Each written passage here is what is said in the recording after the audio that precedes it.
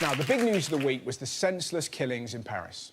France has started 3 days of national mourning for the victims of the terror attacks in the heart of the French capital. Grief, shock and considerable anger tonight of the worst terror attack in Europe for a decade. Islamic State, in an official statement, are claiming responsibility. The suspected mastermind was named as Belgian Abdelhamid Abaoud. It was an attack on a way of life.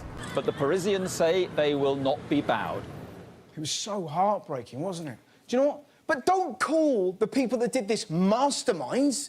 They're not masterminds. ISIS are hypocritical cowards. Think about it. They want to take us back to when the Quran was written, the 7th century. And how do they do that? By using rocket launchers, Facebook, Twitter, mobile phones and bombs. You didn't have those in the 7th century, did you warmongering pricks?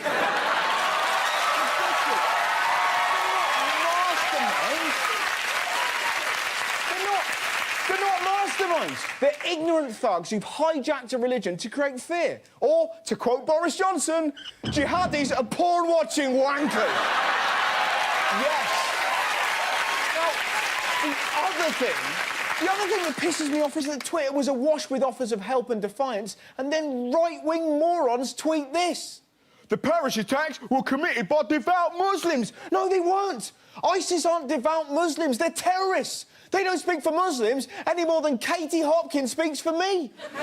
Muslims believe in peace. They don't believe in beheadings or slavery, and they certainly don't agree with some of the insane things ISIS want to ban, like music, art, female education, skinny jeans, the word vicar, table football, magicians, and pigeon breeding. I'm not making this up.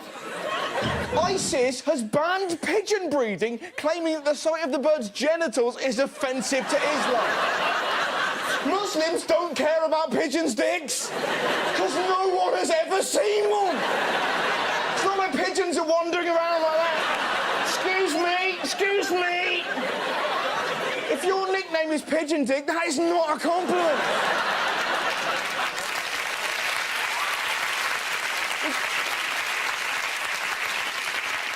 We cannot be afraid of these morons. It's the people's job to live your life. It's the government's job to look after the people, and it's the comedian's job to make people laugh. That's why, when I read stuff like this, according to intelligence gathered by police, terrorists have started training in rural parts of Wales, I'm not scared. Do you know why? ISIS will never topple Welsh women. They are formidable. I mean, where else would you see a headline like this? Drunken woman from Wales takes bite out of car during argument. The point I'm trying to make, terrorism can't destroy humanity. Look what the people of Paris did the day after the attacks. Parisians were reclaiming their streets, lining up in their droves to donate blood. That is defiance. Should we stay inside and cower in fear? Fuck no. Now, talking of defiance, look at this response to tragedy. This is incredible.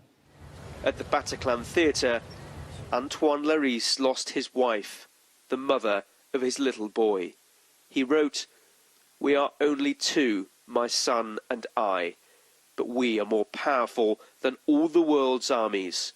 In any case, I have no more time to waste on you. I need to get back to Melville, who is waking up from his afternoon nap. He's just 17 months old.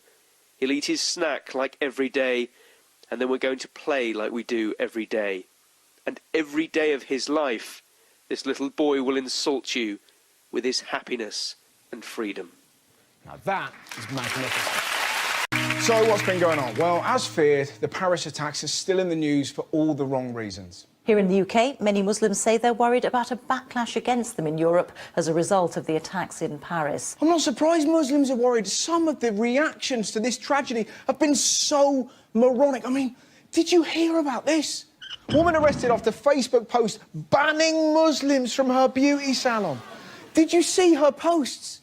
Blink Sabista are no longer taking bookings from anyone from the Islamic faith. I'm sorry, but it's time to put my country first. I've got to protect my country. And the way I'm going to do that is by refusing to wax people's teeth.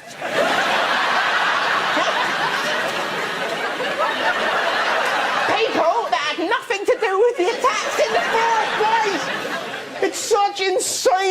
think, how is that protecting your country? Like ISIS are going to be on the news. Please, we surrender. Let us have the jazzles.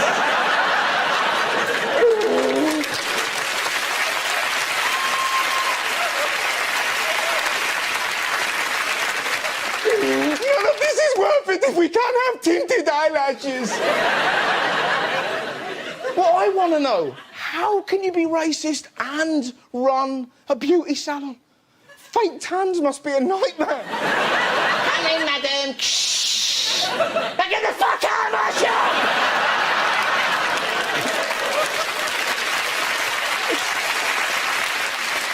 It's madness. Terrorists aren't into beauty or grooming. Most of them look like kebabs. Idiocy wasn't just confined to Britain. Did you see how the American right-wing media responded? Did they promote peace and understanding? What do you think?